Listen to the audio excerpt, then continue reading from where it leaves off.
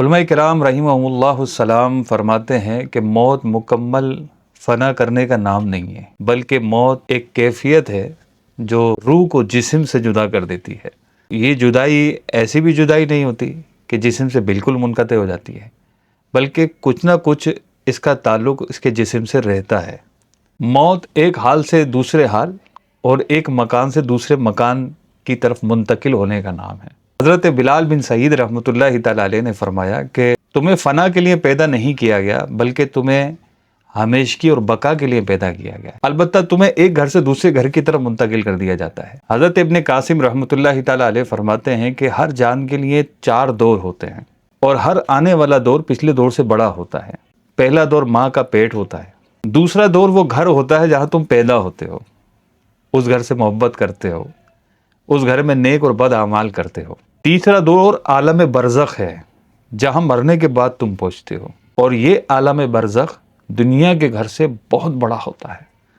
یعنی دنیا کا گھر اور عالم برزخ کا اگر موازنہ کیا جائے تو یہ ایسے ہی ہوگا، ماں کا پیٹ اور دنیا، یعنی عالم برزخ اتنا بڑا ہے کہ جیسے ماں کے پیٹ کے مقابلے میں پوری دنیا۔ انسان کا تیسرا دور ہوتا ہے۔ چوتھا اور آخری دور اس کا دارالقرار ہوتا ہے، جنت یا دوزخ۔ یہ 4 دور انسان پر گزرتے ہیں۔ حضرت عامر حباری رحمۃ اللہ تعالی علیہ فرماتے ہیں کہ مومن کی مثال ایسی ہے کہ جیسے بچہ ماں کے پیٹ میں ہوتا ہے، جب ماں کے پیٹ سے دنیا میں آتا ہے تو اپنے نکلنے پر روتا ہے، جب دنیا کی روشنی دیکھتا ہے، ماں کا دودھ پیتا ہے، تو یہاں سے اس کو انس ہو جاتا ہے، محبت ہو جاتی ہے، یہ دنیا اس کو اچھی لگنے لگتی ہے۔ وہ یہ پسند نہیں کرتا کہ اس کو واپس اس کی سابقہ جگہ پر لوٹا دیا جائے، یعنی ماں کے پیٹ میں لوٹا دیا جائے۔ اسی طرح مومن موت سے خوف کھاتا ہے، پھر جب وہ اللہ پاک کے حضور پہنچ جاتا ہے تو یہ ایسے ہی دنیا میں واپس جانے کو ناپسند کرتا ہے کہ جیسے بچہ اپنی ماں کے پیٹ میں واپس جانے کو ناپسند کرتا ہے۔ موت بالکل فنا اور ختم ہو جانے کا نام نہیں ہے، بلکہ جو دنیا میں پیدا ہوا وہ ہمیشہ زندہ رہے گا۔ اب آخر میں اس کا ٹھکانہ جنت ہوتی ہے، یا آخر میں اس کا ٹھکانہ، اللہ پاک مجھے اور آپ کو محفوظ رکھے، جہنم ہوتی ہے۔ تو دونوں میں سے کوئی ایک ٹھکانہ اس کا ہوگا۔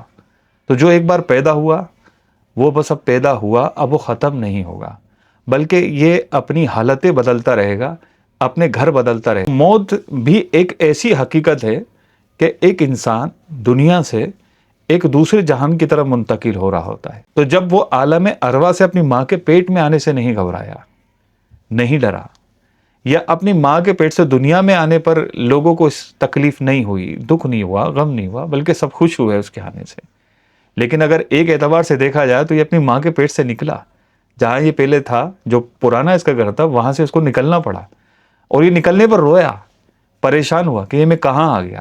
پھر آہستہ آہستہ اس جگہ سے مانوس ہو گیا، ماں کا دودھ پیا، لوگوں سے محبت کرنے لگا، لوگ اس سے محبت کرنے لگے، ایک وقت تک دنیا میں رہا۔ پھر اس کے بعد جب اس کا آخری وقت آیا تو اب یہ دوسرے گھر کی طرف روانہ ہونے والا ہے۔